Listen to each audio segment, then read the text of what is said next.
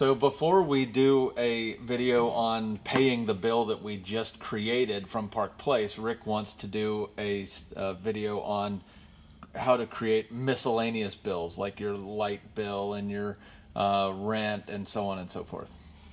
And again, this is something at first, it may seem like it takes a little bit of time to set up properly, but once it's done and you have recurring bills like your electric bill, your water bill, whatever comes on a monthly basis, if you take the time when they come in, open your mail, take a few minutes to simply input them into QuickBooks as a bill that's due, a bill that's payable, file them away. When it comes to the day that you're actually paying everything, you've got a few clicks, you can set everything up and pay everything at once. And I will in explain seconds rather than a half hour. Rather than going through a stack of paperwork. Okay, this bill's due this week, I got to pay it. This one's due, I'm setting this one aside. The system does all of it for you instantly. Right. So I'm going to pretend that I just got an electric bill in the mail from South Carolina Electric and Gas.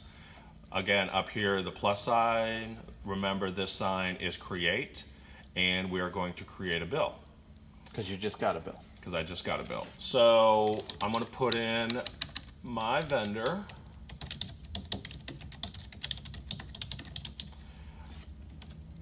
Haven't paid a bill for this company yet, but the good thing is if they're not in there as a vendor, it's going to give you this option to add them.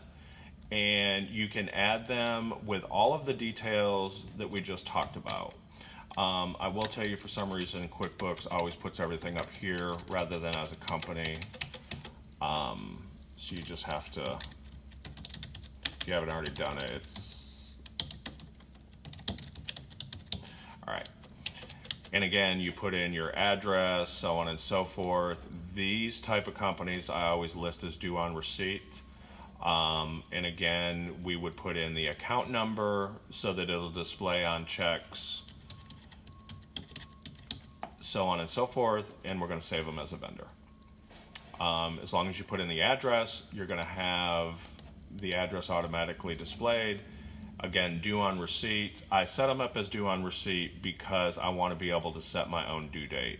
So this particular bill came in, I just got it in the mail today. It's due on the 22nd of December. So I changed my due date to the 22nd.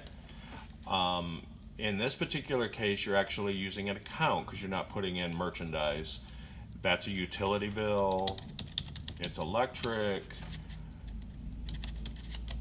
You put in the amount. So what we're saying is that we got a bill from South Carolina Electric that is due on the 22nd of December. It's a utility bill and it's $325.42. I'm going to do save and new this time because I also have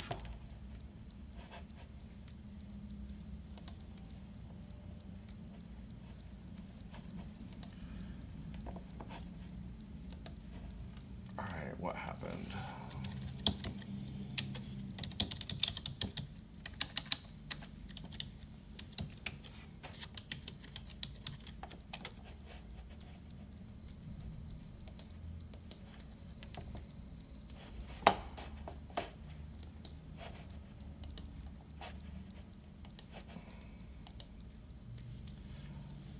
All right, it's there, South Carolina Electric and Gas. So do you know what happened?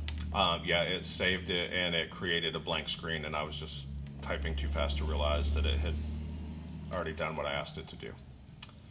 Okay. All right.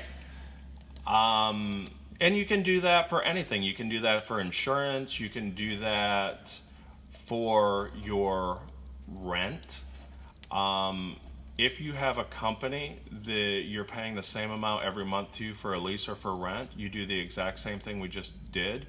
You set them up as a vendor, you create a bill, but the good thing is you can make it recurring because you have this button down here at the bottom. If you make it recurring, what you are telling is, say it's the rent. It's a scheduled bill.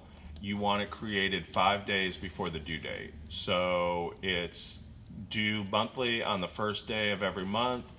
We're going to start this particular one on January the 1st. no end date unless it's something you want to have an end date.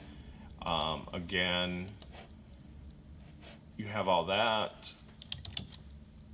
Rent and lease, you put your amount in. What's going to happen if you set it up as a recurring bill like we just did is every single month, 5 days before the first of the month, it is going to pop this bill into your list of bills that are due. It's a good reminder. It automatically has it there, so you don't have to type everything in every single month. And again, it just saves a little bit of time. This was just a fake one, so I'm not really going to save that. I'm going to cancel it. So the theory behind this is you are establishing a day or 2 days or 3 days or 4 days during the month that you sit down and write your bills. So yeah, so what I do, and I'm sure everybody has their own system, pretty much I pay everything on Monday morning. So Monday morning I go into QuickBooks for each individual store. I go into the pay bills screen, which we're going to get to in the next video, and everything that is due and needs to be paid is already sitting there just waiting for me to click on it and set it up to print a check. So you got to keep in mind, Rick now has 5 stores that he does this for here in Charleston. He writes all the bills for all 5 of the stores. He does all the administration except the day-to-day stuff that the other employees do, so on and so forth. But Rick is doing this for now 5 stores. So, and because the system keeps everything so organized and everything comes up when it's supposed to, it's all organized, and it eliminates so many steps because it prints out the checks for you, and you just cram the checks into the envelope that the bill comes in, and you're done. Taking the time to set all of this stuff up with proper vendors, all of the addresses, your account numbers, and I mean your account number for the electric company, the water company, if you have to make an insurance payment every month for commercial insurance, the yard guy that comes and takes care of our lawn at the North Charleston store, when the window washers come by and drop off an invoice, I just immediately put it in as a bill. Just whatever comes in that we have to pay gets put in as a bill immediately with whatever day it's due, so that when it comes time to pay bills, it's all there. So if you had to guess, every Monday you go in and you print out the checks and whatever, how long do you think that takes? Deciding what needs to be paid and just printing the checks, literally 30 minutes or less. So in 30 minutes you have printed out all the bills and printed them out, because you don't actually have to write the checks. The system automatically prints out the checks for you. In 30 minutes you've done that for all the different stores, not just one store. If it was just one store, it'd only take them 10 minutes or 30 minutes per store, and that's on the outside. But that's also recognizing which store and organizing all of that stuff. Yeah, also. Yes. So there's additional steps for you, but point is, the system populates all of this stuff for him. It's not like he has to sit down and manually write out checks and all that kind of stuff. Is that good? That's good.